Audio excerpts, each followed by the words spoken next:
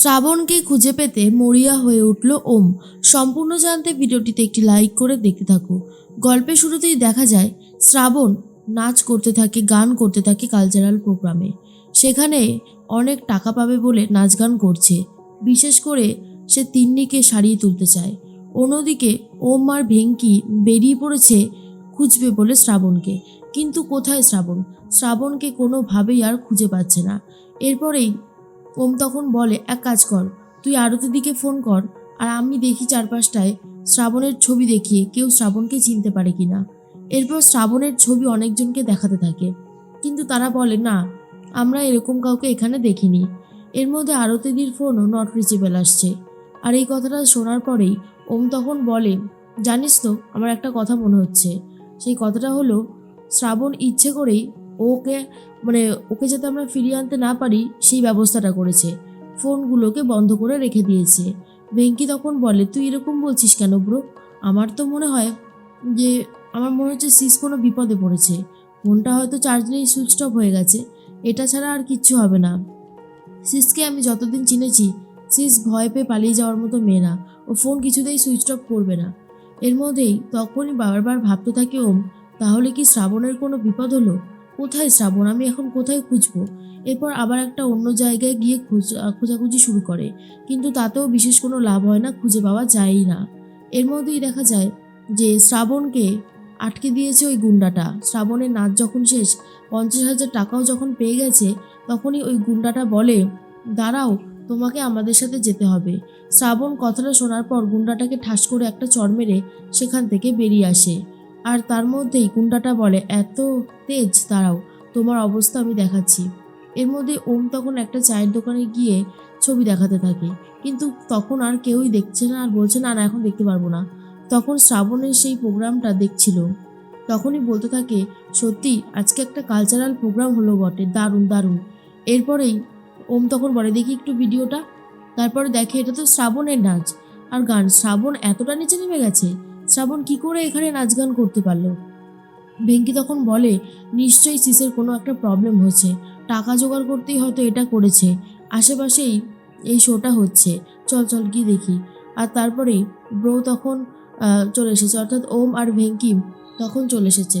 আর তার মধ্যেই দেখা যায় যে একটা কথা বারবারই ভাবতে থাকে ওম, শ্রাবণের কি এমন বিপদ হলো যার জন্য ও রাস্তায় দাঁড়িয়ে নাচ গান করছে?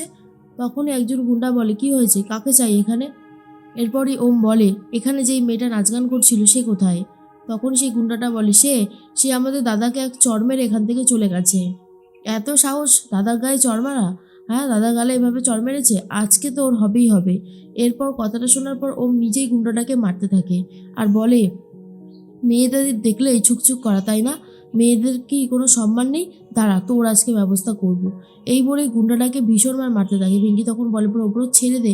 আরে ব্রো, এখন যদি ওকে নিয়ে পড়িস তাহলে আমরা কি করে সিসকে খুঁজে বার করবো, ছাড় ওকে।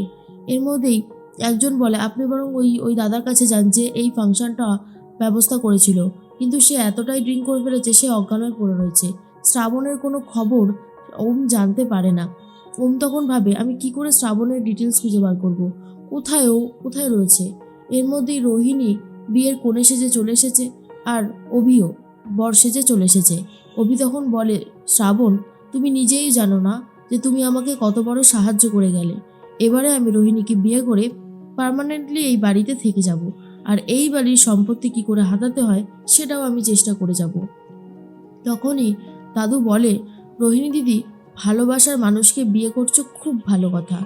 হ্যাঁ, হয়তো তুমি ওকে সত্যি খুব ভালোবাসো, কিন্তু এই মানুষটা তোমাকে আদৌ ভালোবাসে কিনা তার প্রমাণ কি তুমি পেয়েছো? পাওনি তো। তাহলে তাহলে কেন এরকমটা করছো?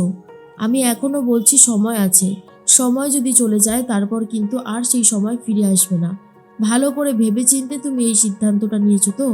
আর তখন রোহিণী বলে, হ্যাঁ দাদুভাই, আমি সমস্ত কিছু জেনে এই সিদ্ধান্ত নিয়েছি, আমার এই সিদ্ধান্ততে কোনো অসুবিধা নেই। দাদু তখন বলে, বাহ, তাহলে তো আর কোনো প্রবলেমই থাকে না। ঠিক আছে, তুমি যেমনটা বলবে তেমনটাই হবে। নাও তাহলে বিয়েতে বসে পড়ো। এরপরেই অভি তো খুব খুশি হয়ে যায়, রোহিণীও খুব খুশি, আর ভেবেই নেয় যে দাদুর সম্পত্তি নেওয়ার এটাই হচ্ছে একমাত্র শেষ উপায়। অন্যদিকে শ্রাবণ চলে গেছে হসপিটালে। সেখানে গিয়ে 50,000 টাকা জমা করতে চায়, কিন্তু রিসেপশনিস্ট বলে হবে না, 2 লক্ষ টাকা লাগবে, আর আপনি মোটে 50,000 টাকা অ্যাডভান্স করছেন, এই টাকায় কিচ্ছু হবে না। তখন শ্রাবণ বলে, দেখুন দয়া করে এমনটা করবেন না, আমাকে আরেকটু সময় দিন, আমি 2 লক্ষ টাকা জমা করে দেবো, আপনি আমাকে একটু সময় দিন, প্লিজ আমাকে সময় দিন। তখন রিসেপশনিস্ট বলে, অসম্ভব, এটা কি বাকির কারখানা নাকি যে বাকি দিয়ে দেবো? হবে না, এসব কিচ্ছু হবে না, আমি এক্ষুনি পেশেন্টকে বার করে দিচ্ছি, আপনারা নিয়ে যান। বারবার করে শ্রাবণ হাতে পায়ে পড়তে থাকে, কিন্তু তাতে কোনো লাভই হয় না।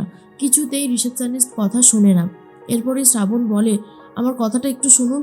এরপর রিসেপশনিস্ট বলে, কোনো কথা শোনা হবে না। এরপর যখনই তিন্নিকে বাইরে রেখে দেওয়া হচ্ছে, তখনই শ্রাবণ খুব কান্নাকাটি করে, চিৎকার চেঁচামেচি করতে থাকে, আর তার মধ্যে ডাক্তার বেরিয়ে এসেছে আর বলে, এত চেঁচামেচি কিসের, আমি তো সেটাই বুঝতে পারছি না। রিসেপশনিস্ট বলে, দেখুন না স্যার, এই মেয়েটার অপারেশন হবে, 2 লক্ষ টাকা দেওয়ার কথা, পেশেন্ট পার্টি এখন 50,000 টাকা দিয়ে বলছে কোনো মতন এখন একটা সামলাতে, এরপরে আবার দিয়ে যাবে। এটা কি হয় নাকি? হসপিটালে বাকিতে কাজ হয় না?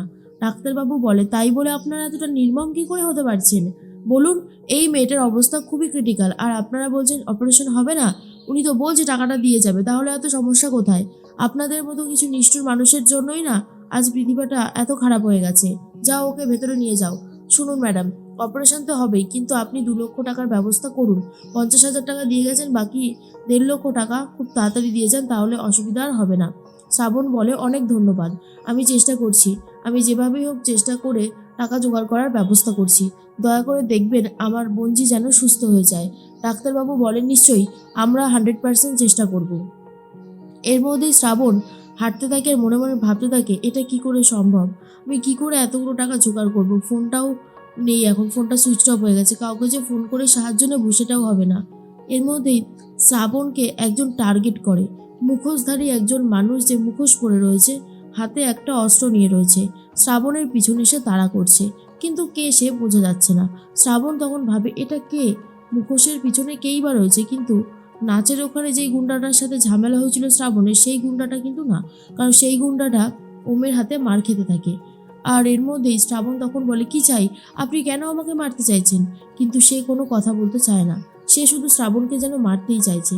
এরপর শ্রাবণ দৌড়াদৌড়ি করতে শুরু করে দেয়, এদিক ওদিক যাচ্ছে, কিন্তু সেই গুন্ডাটাও পিছন পিছন ফলো করতে থাকে। এরপর শ্রাবণ একটা বাড়ি দেখতে পেয়ে তার মধ্যে ঢুকে গিয়ে দরজার ছিটকিনি দিয়ে দেয়, কিন্তু সেই মুখোশধারী মানুষটা আশেপাশেই ঘুরতে থাকে আর অপেক্ষা করে কখন শ্রাবণ বেরোবে, আর তারপরে শ্রাবণকে শেষ করে দেবে। শ্রাবণ ভাবে, এই লোকটা কে, এটা কি আমার অতীতের কেউ, নাকি সোমনাথদা পাঠিয়েছে, কে হতে পারে, আর নাকি ঘোষবাড়ির কেউ পাঠিয়েছে, কিছুই তো বুঝতে পারছি না। শ্রাবণ যে বেশ বিপদে পড়েছে সেটা কিন্তু বোঝাই যাচ্ছে।